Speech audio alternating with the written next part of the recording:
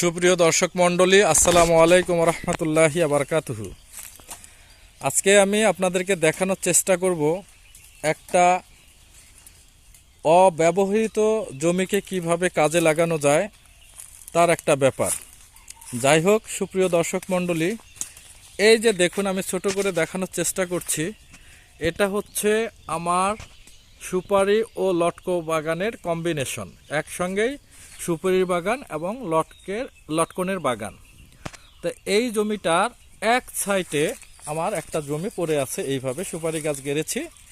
তার চিন্তা করলাম এই জায়গাটিতে আধো আলো আধো ছায়া রয়েছে, মানে রৌদ্রের পরিমাণটা একটু বেশি। যাই হোক, এখানে লতিরাজ নামে একটা কচু রয়েছে, যে কচুটাকে যদি আমি এই জায়গাটিতে লাগিয়ে দিই তাহলে এখানে আমার বাম্পার একটা ফলন আমি পেয়ে যেতে পারি। তো যাই হোক, আরেকটা জিনিস দেখানোর চেষ্টা করব, সেটা হচ্ছে এই যে বাগানটি দেখছেন, এটা একটা ঢালু বাগান।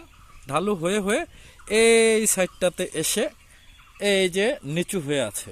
এই জায়গাটিতে আমি কেন এই কচু চাষটা করব, সেটা হচ্ছে যে বাগানে বর্ষাকালে যে বৃষ্টিটা হয়, সেই বৃষ্টির পানিতে বাগানে যে সার সুবাদি আছে সেইগুলো ধুয়ে ধুয়ে এই জায়গাটিতে এসে স্টোর হয় এবং এই জায়গাতে মাটিটা অনেক ফার্টিলিটি গ্রো করেছে, অনেক ফার্টেল একটা মাটি।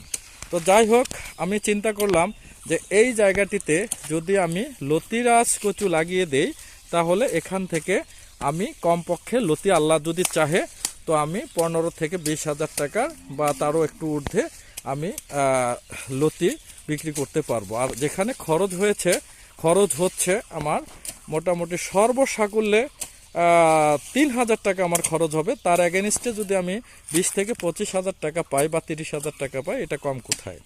তো সুপ্রিয় দর্শক মণ্ডলী, এখানে আমার সঙ্গে আমার বড় ভাই আছে, ছোট ভাই জহির আছে, তারা আমার কাজে সহযোগিতা করছে।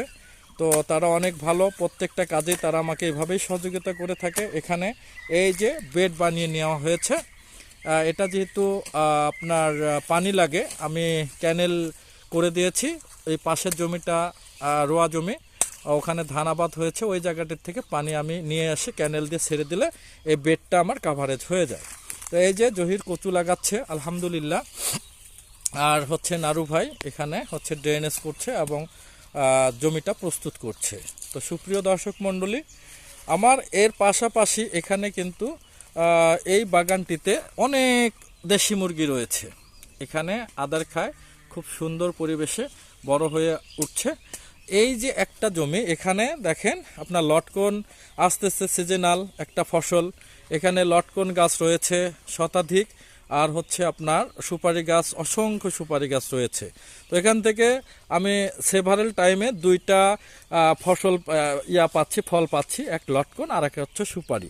এর পাশাপাশি এই জমিটাতেও আমি লতিরাজ কচু দিয়ে আমি এখান থেকে বেনিফিটেড হতে চাচ্ছি। আসলে আমাদের দেশের যে প্রেক্ষাপট, আমাদের দেশের কর্মসংস্থান, এইগুলো কথা চিন্তা করে যুগ জামানা ফাস্ট, সেই হিসাবে একটা সেকেন্ড বসে থাকবার সময় নাই, একটা টুকটা জমি ফেলে রাখবার অপশন নাই। তো আমরা কিভাবে ব্রেন খাটিয়ে এইগুলো করব, এইগুলো নিজের মধ্যে ব্রেন স্টর্মিং করে আমাদেরকে এগিয়ে যেতে হবে। সোনালী বাংলাদেশ গড়তে হবে, নিজে ভালো থাকতে হবে, দেশকে ভালো রাখতে হবে।